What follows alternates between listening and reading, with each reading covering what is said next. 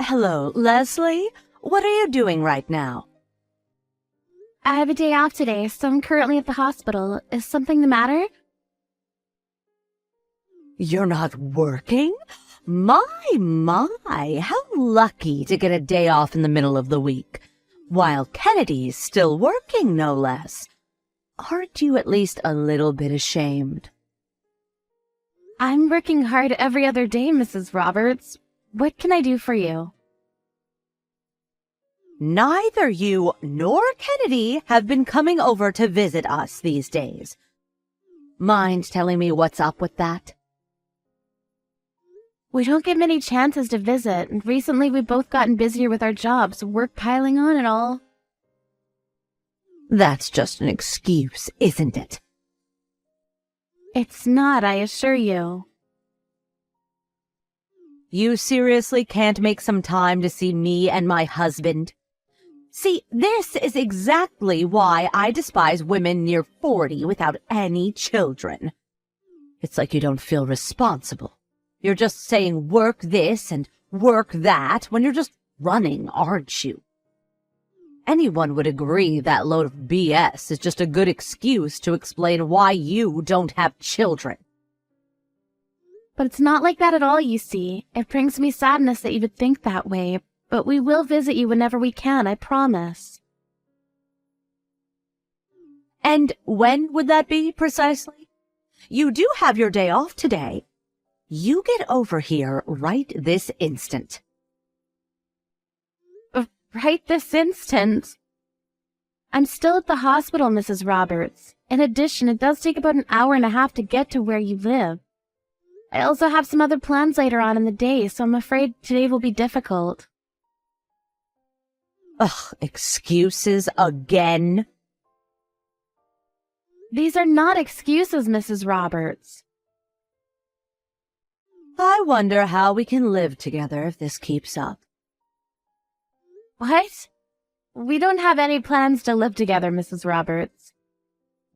Give it some time, and you won't be able to say that sentence anymore. What do you mean? You see, dear, we've decided to reform our entire house. Oh, is that so? I didn't know about that. It's going to be a big project, and the house will be bigger when it's done. Aren't you excited? Yes, I'm very excited. When will the reforming start? We're still discussing that, but once the construction's finished, I thought we could live together. Oh, what? It's scheduled to finish sometime next year, so you'll have plenty of time to get ready, right? Mrs. Roberts, could you refrain from deciding stuff for us, if you please? Like I said, we don't have plans to live with you. Not to mention the fact that our jobs are so far away from your home. Kennedy can commute to work by car, and you can just quit your own job. You aren't doing much of anything in any case. A businesswoman approaching 40. Ugh, what a cliché. I have no intention of quitting, Mrs. Roberts. It's a technical job, after all. I get guaranteed leave, so I have no wishes to stop working just because I have days off. That's irrelevant, my dear Leslie. You and Kennedy are coming to live with us, and that's final. That will only make things worse for us, Mrs. Roberts. Plus, doesn't Miss Olivia live with you at home? You already have a younger adult living with you. Isn't that enough? For now, sure. What? Is Miss Olivia going to move out or something? What are you on about? She's not going anywhere. That girl's coming with us when we move. But in the event something happens to us, you're going to take care of her after all, so without you living under the same roof, it's rather inconvenient, wouldn't you agree? What exactly are you saying, Mrs. Roberts? Huh? We are going to take care of Miss Olivia? But of course you are. Kennedy is Olivia's only brother, and they have to support each other, wouldn't you agree? I doubt that's what Kennedy would want, Mrs. Roberts. And I think you know about this. Kennedy doesn't particularly like his sister. Oh, that's only superficial nonsense. Either that or he's just saying that it's you he's talking to.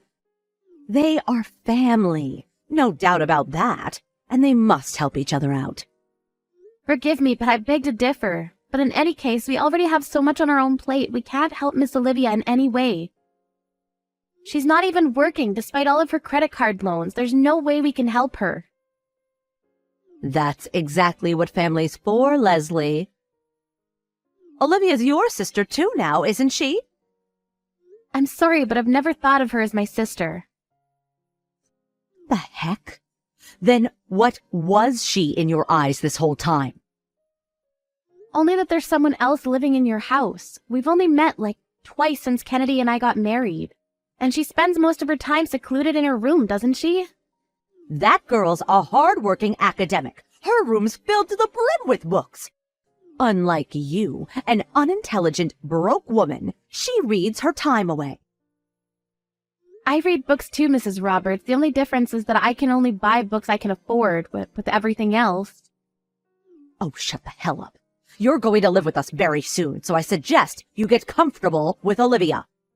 Mrs. Roberts, I'm going to be clear here. We're not going to live with you. And during the reforming, my husband and I are going to visit other relatives. I see.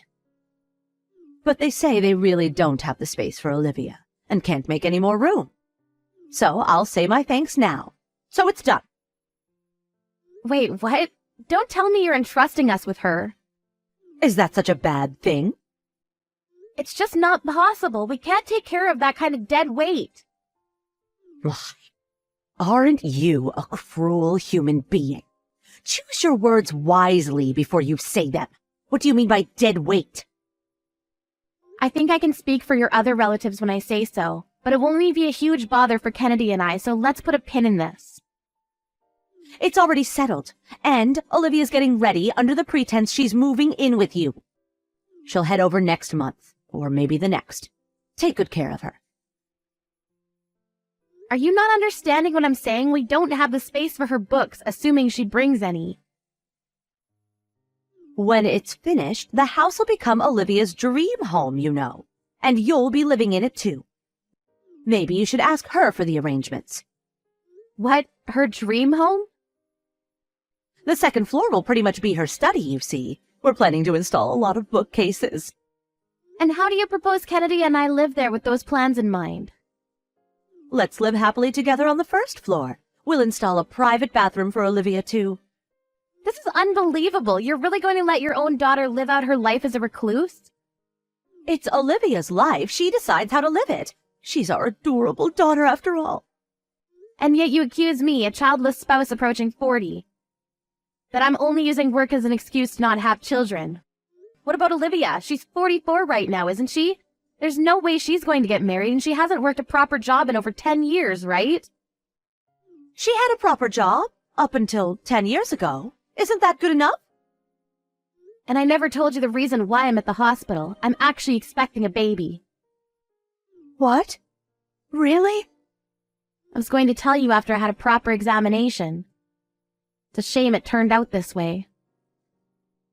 Oh, how marvelous! All the more reason for living together, isn't it? You're finally having a baby! Oh, I can finally see my first grandchild. Not in a million years will we live with you. What? Why? We can't live in a newly reformed house with the second floor a haven for a recluse. With our darling baby, you see. And also it's another thing to live on the first floor with our family, with Mr. Roberts and with you, while Olivia gets the whole damn second floor to herself.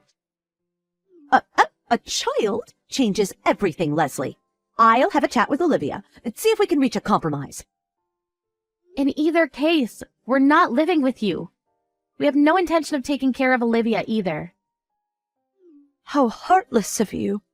Kennedy would never say such nasty things. And also, Kennedy and I are planning to build a house of our own. What? Really? We were worried that we couldn't help you in the event you're not doing so well, so we were thinking if we build a little bit closer to home. I'm starting to think it's a lost cause.